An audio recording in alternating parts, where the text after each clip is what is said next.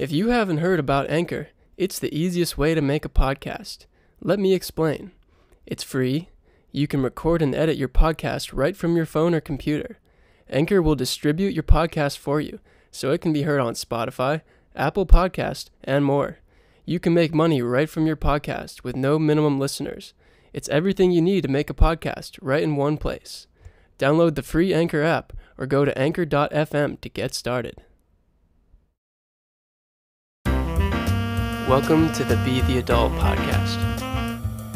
Be the Adult is a non-profit organization that provides blueprints for calm and effective parenting so that children can grow into their best selves. Because ultimately, we aren't raising children. We are raising little people who will one day be adults. Hello, Nancy. Hey, Marisol.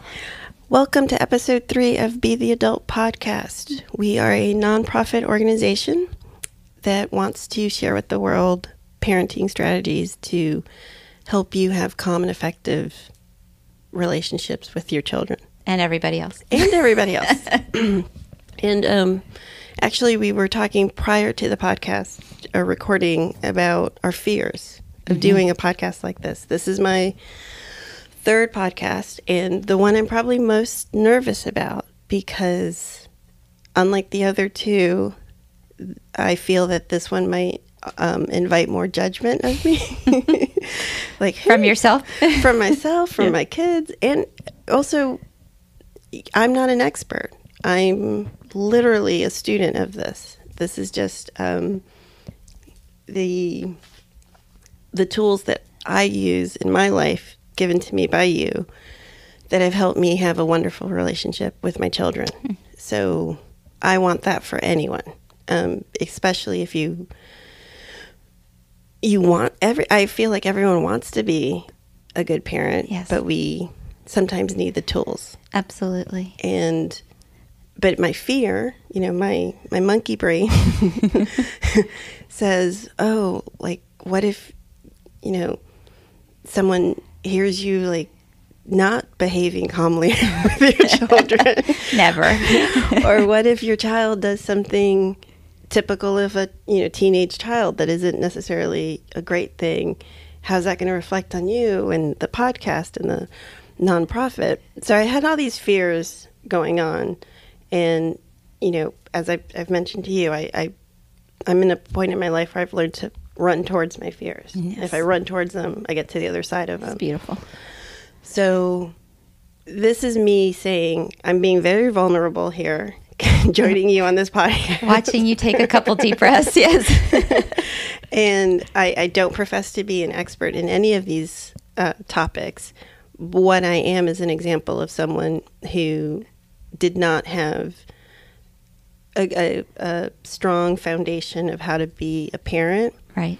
And was given these tools and practiced these tools. And regardless of, anything, the greatest gift I've ever been given is the relationship I have with my kids. And that's what I want for anyone. Yes, absolutely. Thanks for sharing that. And I so appreciate your vulnerability. And I share that.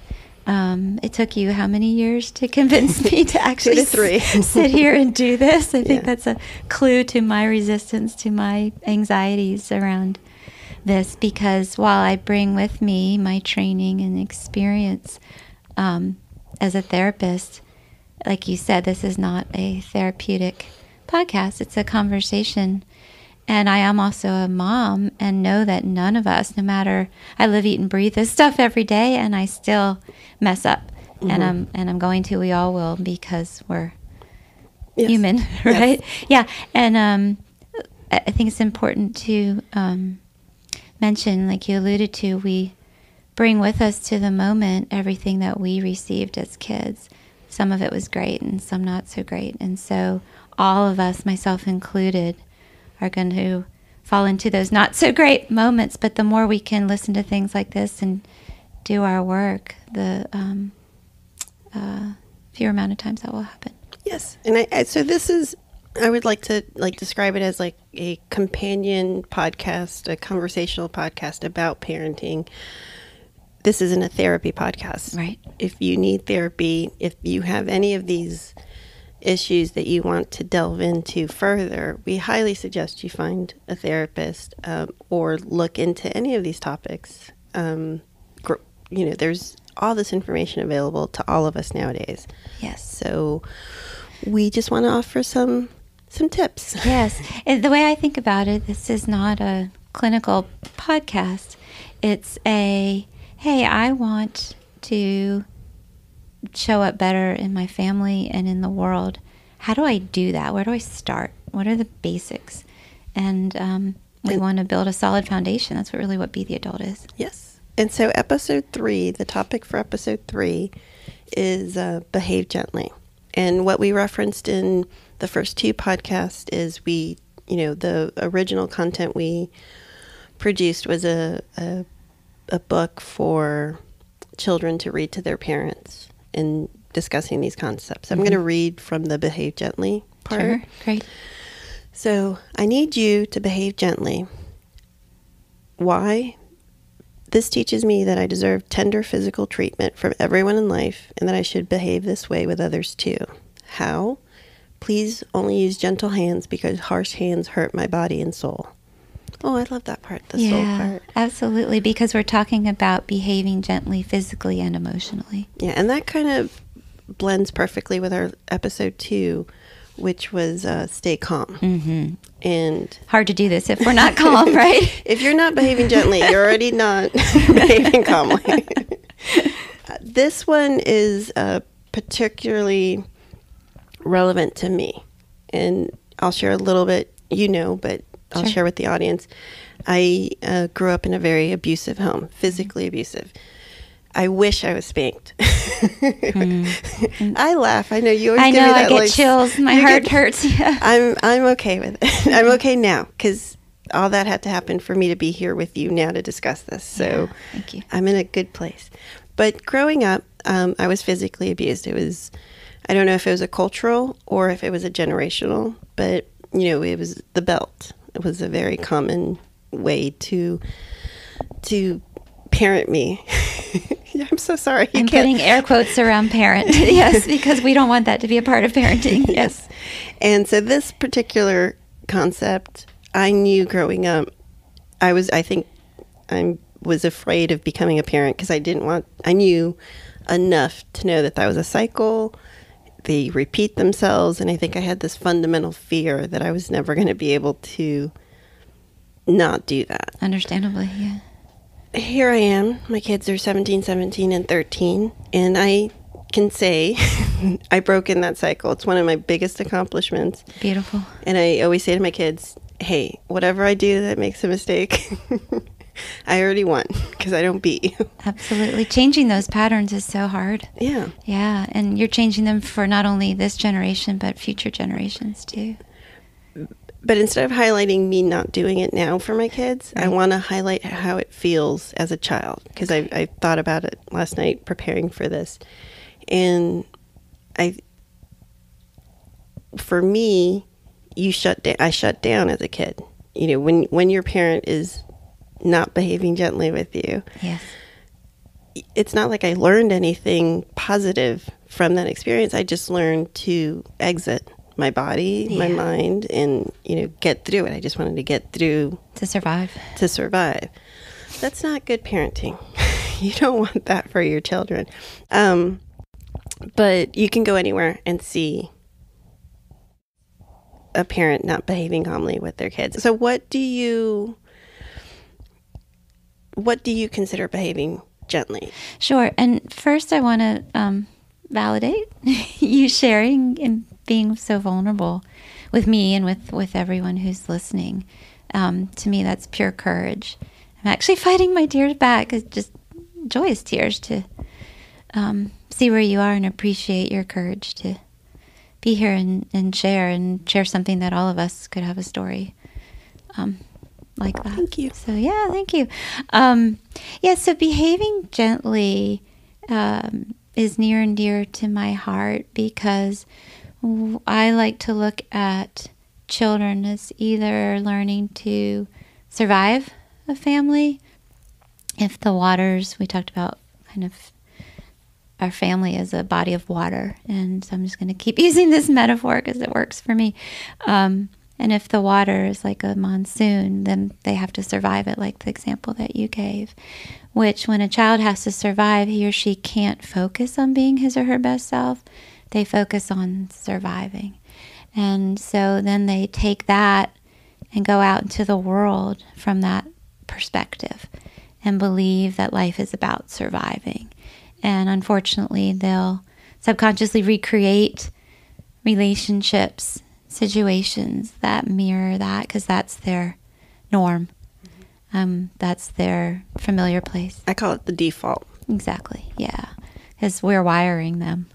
And so that's what they believe they deserve. And so I know I'm going to kind of far down the road, but it brings with it, not feeling good enough. That worthiness, shame. I'm not good. Yeah, exactly. So, what if the kid's not surviving? Right, the other end of the spectrum, the polarity of that is really being able to be on solid ground in a calm pool of water, being able to float and be able to self-reflect and look inward and decide how the child feels, what he or she needs for him or herself, and then to feel safe to try to get it in the family system. And so behaving gently really is, from a parental perspective, keeping our hands to ourselves, unless when we do touch our children, it's with love and being gentle and kind and warm. So we never touch them out of anything other than that. So no anger, because I gave the extreme, getting hit with a belt. Mm-hmm. But I also see what falls under behaving gently. When you grab that kid out of anger and you bring them close to say something in their face, Right.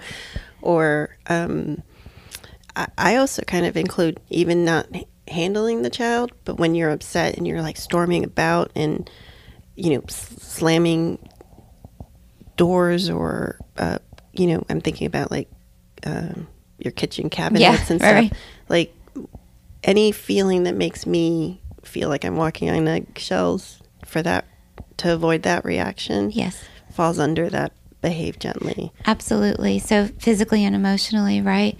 And so then this is two parts. One, I was talking about how we need to create this safe environment for our children to be able to look inward and become their best selves. And they won't feel safe to do that if we're not behaving gently. But also, we see all the time, and I know both of us have done things like this, when we're not behaving gently and then we see our children mirroring that back and we get mad at them for that. But we've just taught them to do that. So they don't, with their, child brain, don't understand the nuances of these behaviors.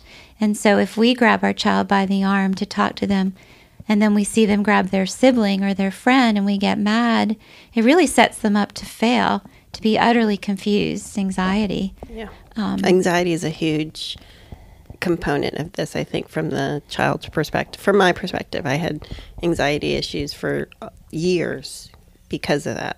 Absolutely, because the ground wasn't safe. Mm-hmm. And so you're on the front line all the time. You can't stop and focus on calm breathing and get zen. Self-regulation. Yes, exactly.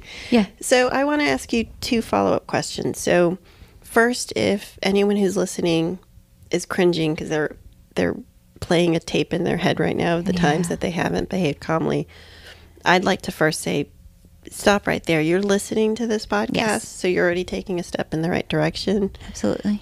I don't know any percentages. I can't give any numbers, but anecdotally, everyone I know has had a moment absolutely that falls under this.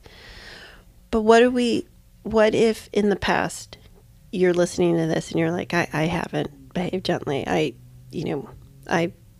the parent who, if at work something bad has happened, if my boss is taking out his crap on me, I go home and take my crap out on my kids. Right. What's the steps there? What can you do? Yeah, that's a great question. So there's a few things, a couple layers here. First is learning to have more grace for ourselves, right? And I know that's something that you've worked on a lot and helped me work on too. And that's hard as a kid. If we don't see that modeled for us or aren't encouraged to have grace for ourselves, we're not going to learn how to do it. So how are we supposed to know how now? But we really can't have grace for others, for our kids, unless we have it for ourselves first. So the first thing to do would be to do our own work. And that could even be as simple as looking in the mirror and saying, you know what? I have come by this honestly. It's not pretty, and it's been my best. We all do our best with what we show up with in the moment, and that is true. So saying, you know what? I can't change the past. No matter how much I ruminate about it, no matter how much I beat myself up, all of that, I can't change anything that happened 12 seconds ago or 30 years ago as a kid. And that's just a fact. So I'm going to say, okay, I'm not going to focus on the why did this happen? If only I had been raised differently. I should have not screamed at my kid. I shouldn't have grabbed them, because that's not going to get us anywhere other than stuck. Instead, we say, can't change the why it happened, but if I focus on where I am right now, how do I want to change this? Because the how is present-centered and can move us forward. And so I say, okay, how do I want to change this just today?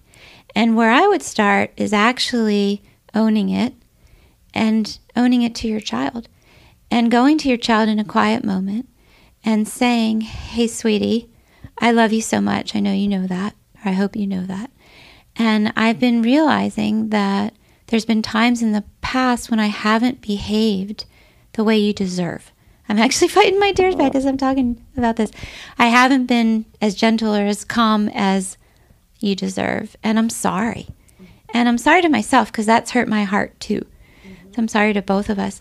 And I want to change that. And you're going to see me practicing some things I'm learning from this podcast, and hopefully some other areas. You're going to see me trying to change that. And it's going to be a practice. But you deserve my best self, and so do I. I want to feel more peace. Did I answer your question? Yeah, that's beautiful.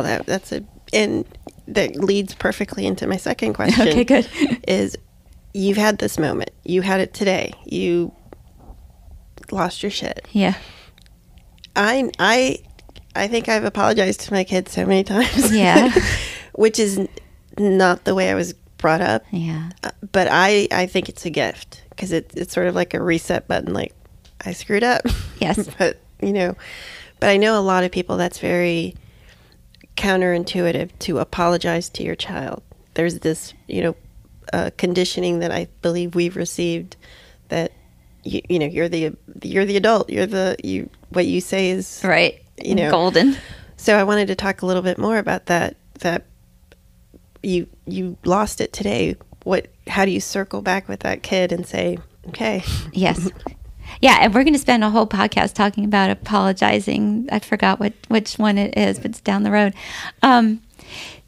So we want to model for our children how to be. And so when our kids screw up in life, because they will, right? They're human, they're normal. We want them to do a few things, right? And so we have to model that. So when I screw up, I have to own it, which is the hard part. I think that's the part what stops people from, or at least me, from apologizing is, when I apologize, I actually have to own that and not feel good enough in the moment, which is really tough for most of us, at least. I've just become an expert at owning my shit. Yeah, and it's not that I'm not good enough as a person or my soul. It's in this moment my behavior wasn't good enough, and that's really different, right? That's much easier to own, and that's the truth, I believe.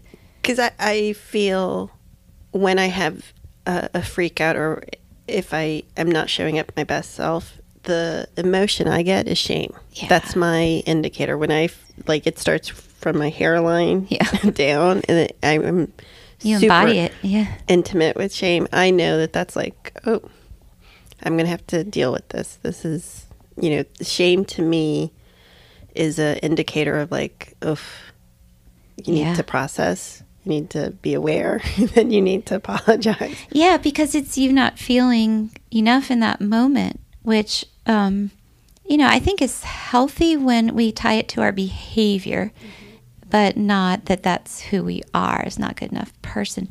And it's also in my book, this kind of concept of living incongruently. Like in my soul, in your soul, I like to believe we're beautiful people, that everybody is. but sometimes my behavior is pretty shitty, right? And so if it's in that moment, yeah, my behavior was pretty shitty, it wasn't good enough, and I don't feel good about that. Well, that's okay, because then that will hopefully motivate me to work on changing it, and that's what I want my children to learn too. So I would circle back, and we're talking again about behaving gently. I would circle back and just like I mentioned a few minutes ago, and say, hey, this morning when I screamed at you, when I said some things that weren't so nice, oh my gosh, I am so sorry. And I know right now my sorry is only going to go so far, but I want to show you through my behavior and my actions how I really am sorry. And you're going to see my behavior and actions be better. And how is that for you? I would check in with my child, even if they rolled their eyes at me like, oh my God, here's this gobbledygook, Mom. But at least I'm showing them that they deserve my apology and give them space to talk about it if they want to. I think that's fantastic. And I know I've gotten comfortable apologizing, again, because I've been practicing these things for a while. But I also know that many have that's a foreign concept to them to apologize to a kid. I would just like to offer that if you embrace that, it does form a stronger bond, because they see that you make a mistake and that you're acknowledging it. Right. So when they make a mistake, it's okay. It's okay, because that's kind of the human condition. Yeah, and the reason most likely you and me and most of us have a hard time with this because we didn't see it modeled for us, right? So it's not in our brain that that's an okay thing to do. Yeah. So I'm going to tie this up, the Behave Gently episode, with, we've talked about, I did the extreme with my childhood, but what if this is one area that's really, I'm trying to be gentle with my words. This is their weakest. Our biggest challenge. Yeah. This is something, maybe, let's say a man is listening to this podcast and he's like, oh my gosh, has this realization that this is his weak link right now. Aside from maybe seeking counseling. Yes. Because maybe this podcast is not going to offer you everything that you need to know. It won't.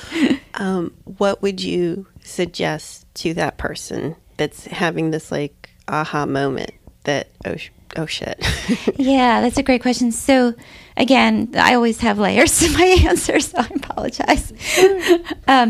One of the first layers is patting himself on the back and appreciating the growth and just having that awareness that he's behaving in a way that doesn't feel so good to himself and most likely to the people around him, and acknowledge that as growth. That's having grace for ourselves, right? And I would make a practice of that a couple times a day, looking in the mirror, which is hard for many of us, and talking to ourselves and saying, hey, can't change the past, have this awareness that I'm not behaving as gently, and good for me, because that awareness is the first step to changing anything, right?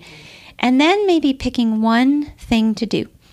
And it could be as simple as, I'm going to positively reinforce, compliment my child once a day. Be something as small as that will go so far with the child.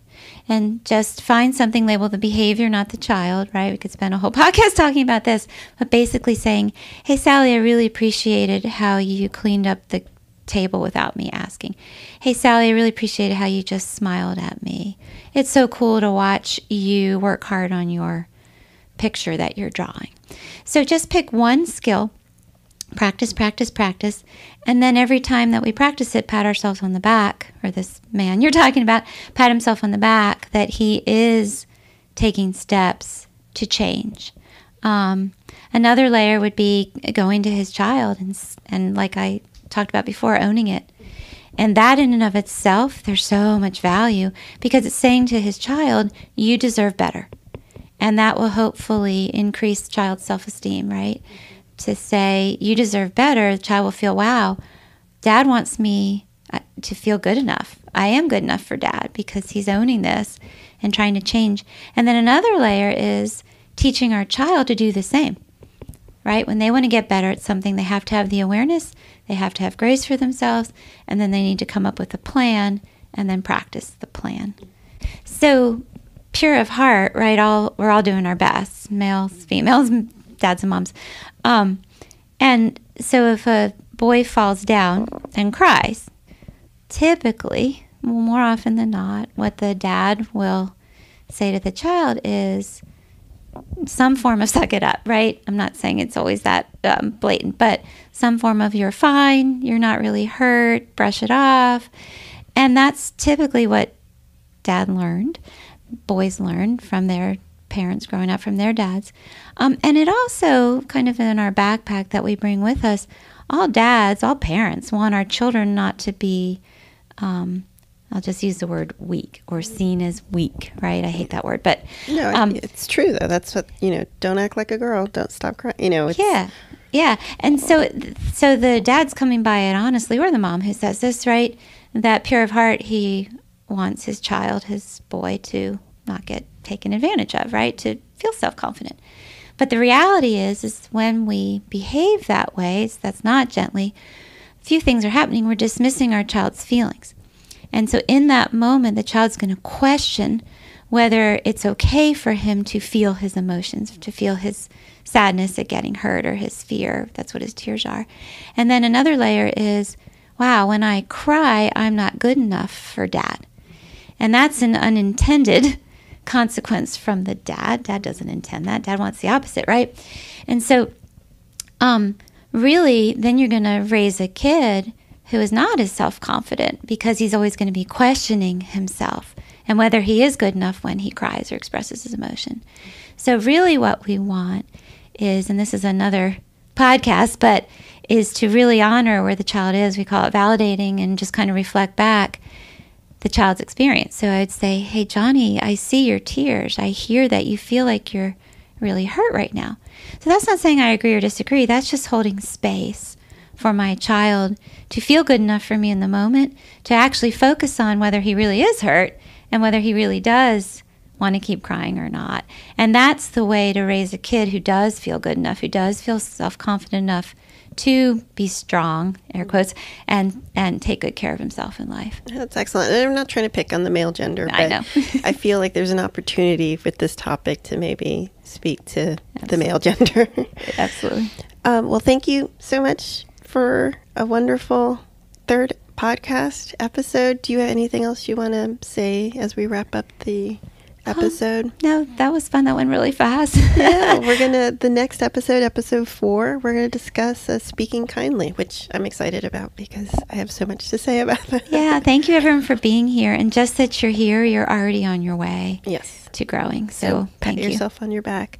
Please share the podcast, rate and review. And remember that we are a nonprofit, so if you would like to find out more information, please go check out our website at www.betheadult.org. Thank you for listening to the Be the Adult podcast. Please follow us on Facebook and Instagram, and don't forget to rate and subscribe to our podcast. A special thank you to a few of our Barn Dance Barbecue fundraiser sponsors for their generous support. Rees Architecture, Coastal Carolina Radiation Oncology, Nunnally Fine Archtop Instruments, the Law Office of Jeffrey Porter, Dermatology Associates. See you on the next episode of Be the Adult Podcast.